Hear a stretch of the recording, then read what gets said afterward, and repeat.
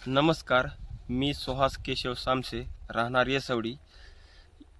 इथं क्रेशर झालेला असल्यामुळे माझा पोल्ट्री व्यवसाय आहे.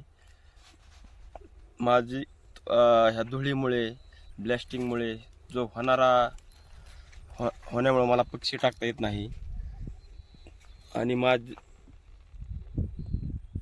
ह्या क्रेशरमुळे मला पक्षी टाकता येत नाही आणि माझ्या ह्या पिकावर आर्थिक नुकसान होत आहे. राशीनमध्ये 2 बलाढ्य उद्योजक आहेत. त्या उद्योजकांनी ते क्रेशर टाकलेलं आहे. त्या क्रेशरमुळे माझ्या पोल्ट्री व्यवसायाची खीळ बसणार आहे. तहसीलदारांना मी निवेदन दिलेलं आहे 11/10/2024 रोजी.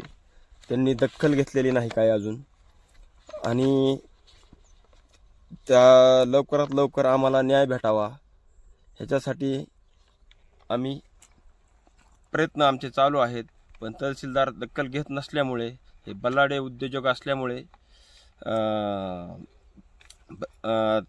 तहसीलदारांनी अजून दखल घेतलेली नाही. लवकरात लवकर आम्हाला न्याय भेटावा. हे सगळे तंबाट्यावर धूळ बसलेले आहे आणि ह्याची दखल नाही घेतल्यावर ह्याला प्रशासन जबाबदार राहील.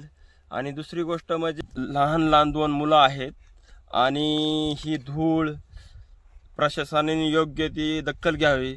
जर दखल नाही घेतली तर कायदेशीर मी कायदेशीरपणे उपोषणाला बसणार. कारण का माझं जिकिरीचं ही झालेलं आहे, जीवन ही पोल्ट्री व्यवसायावरच आहे.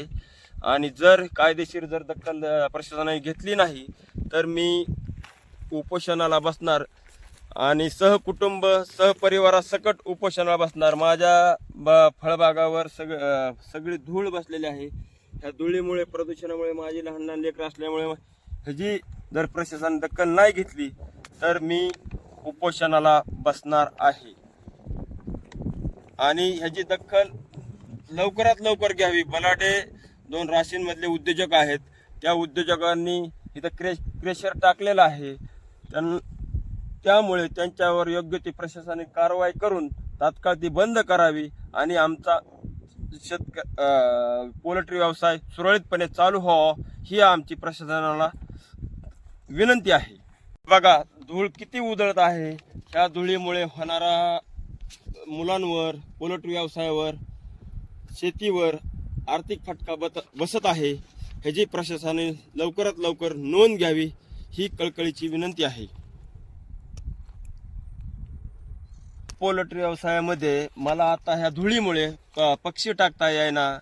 साधं पाणी जरी भांडाबाहेर ठेवला किंवा पाणी ठेवलं टिपाडात तर सगळी धूळ त्या टिपाडामध्ये तवून येतोय आणि जित्राबाला, माणसाला हात पाणी प्यायचं झालं किंवा जित्राबाला पाणी पाजायचं, सगळी धूळ जास्त प्रमाणात येत असल्यामुळे ती पाणी सकट जित्राबाच्या शरीराला, माणसाच्या शरीराला धोकादायक होत असल्यामुळे ह्याची प्रशासनाने लवकरात लवकर दखल घ्यावी. अन्यथा दखल न घेतल्यास मी कायदेशीरपणे तहसीलदार, पोलीस स्टेशन, प्रांत इथं रितसर अर्ज करून मी उपोषणाला माझं कुटुंबासकट बसणार आहे.